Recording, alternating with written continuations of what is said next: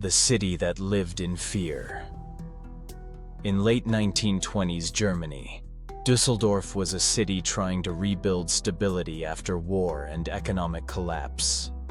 Daily life was already marked by uncertainty, but nothing prepared its residents for the fear that would soon spread through streets, parks, and neighborhoods. Germany between wars.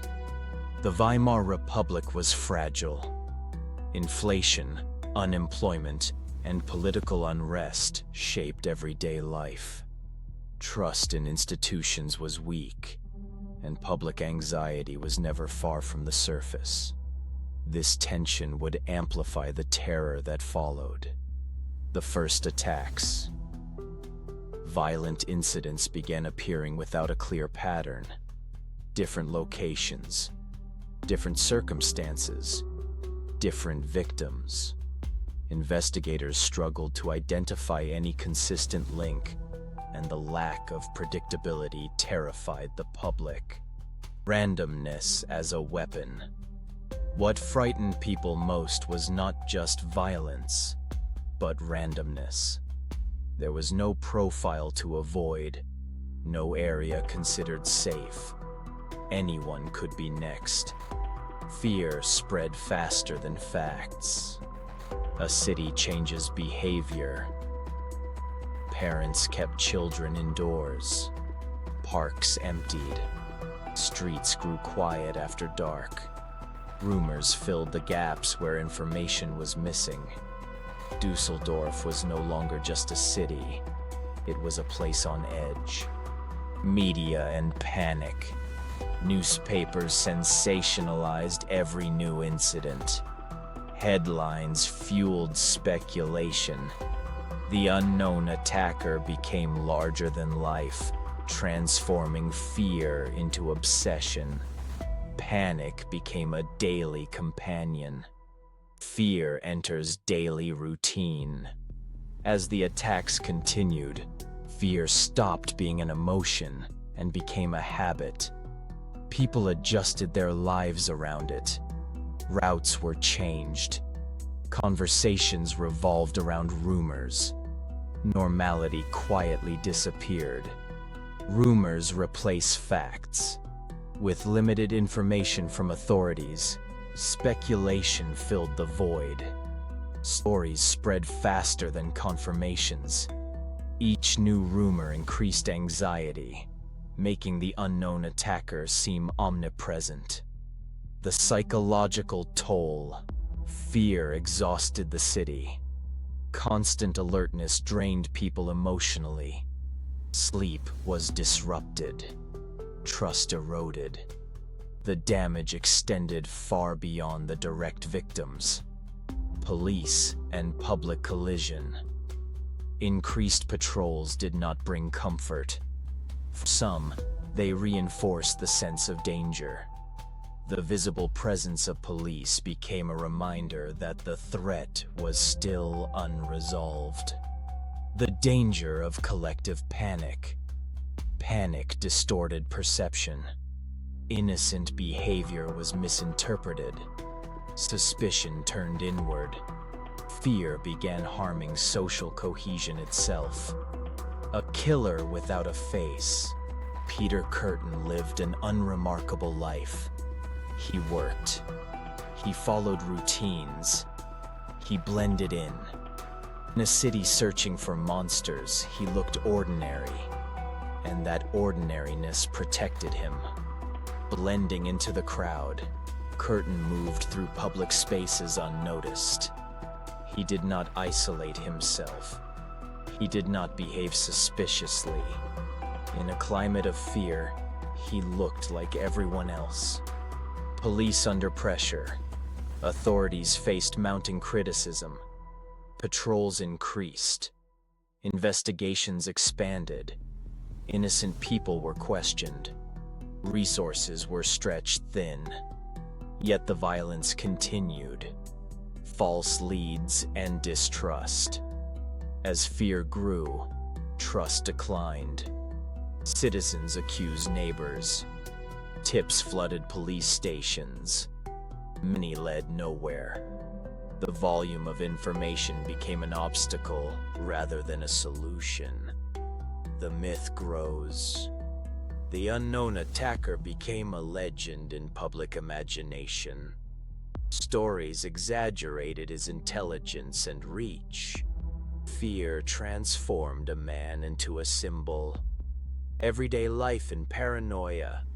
Shops closed early. Social gatherings declined. Public confidence eroded. Dusseldorf functioned, but under constant psychological strain. A man among thousands. Kürten lived among those he terrified. He heard the rumors. He read the newspapers. He walked through a city that feared someone who looked exactly like him. Control through unpredictability, and the lack of pattern was not accidental.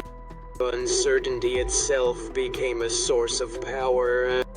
Fear thrived because no one knew where to look. The investigation stalls without modern forensic tools.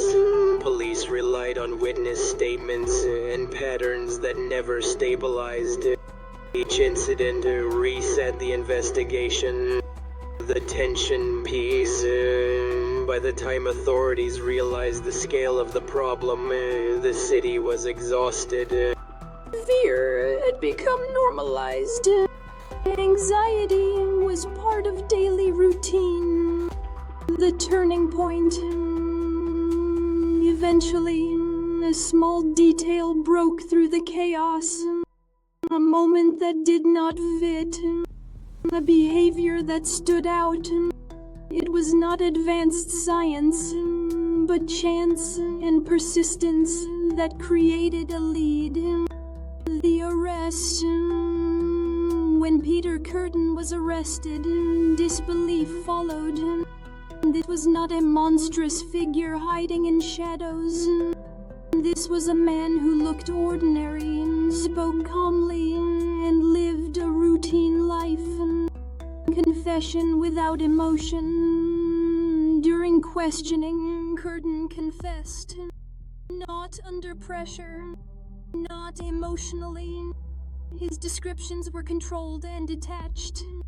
Investigators were disturbed not by rage, but by calmness. Psychological profile. Experts described Kürten as calculating rather than impulsive.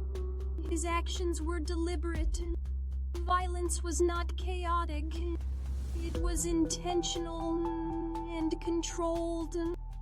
Fear replaced by understanding. As details emerged, public fear shifted into shock. The randomness that had terrorized the city was now explained, but the psychological damage remained. The trial, the courtroom became a focal point for national attention. Crowds gathered. Newspapers reported daily.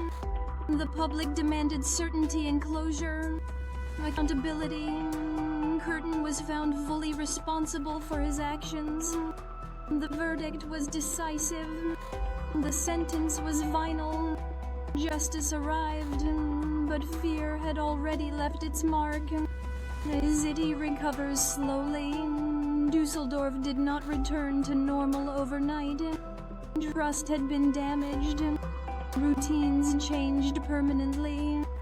The memory of fear lingered long after the trial ended. Lessons for law enforcement. The case influenced investigative methods and public communication. Authorities recognized how panic can distort perception and hinder progress. The power of fear. Kürten's greatest weapon was not physical strength or intelligence. It was uncertainty. Fear itself became a tool. Why this case endures. This story is remembered not only for violence, but for how an entire city experienced fear together. Few crimes reshape collective behavior so deeply. The after effect of terror. Even after the arrest, The fear did not vanish immediately. People remained cautious. Habits formed under fear were slow to fade. As C remembers, Dusseldorf remembered not just the crimes, but the feeling. Empty streets, quiet parks, conversations whispered rather than spoken. When fear outlives the crime, the legacy of this case was psychological. Long after the danger was gone, the memory of unpredictability remained. Final reflection. The true impact of Peter Kürten's crimes was not only measured in victims, but in how an entire city learned what it feels like to be afraid together. Final thoughts. Peter Kürten did not just harm individuals. He transformed a city. He demonstrated how unpredictability and fear can paralyze society, and how ordinary appearances can hide extraordinary danger.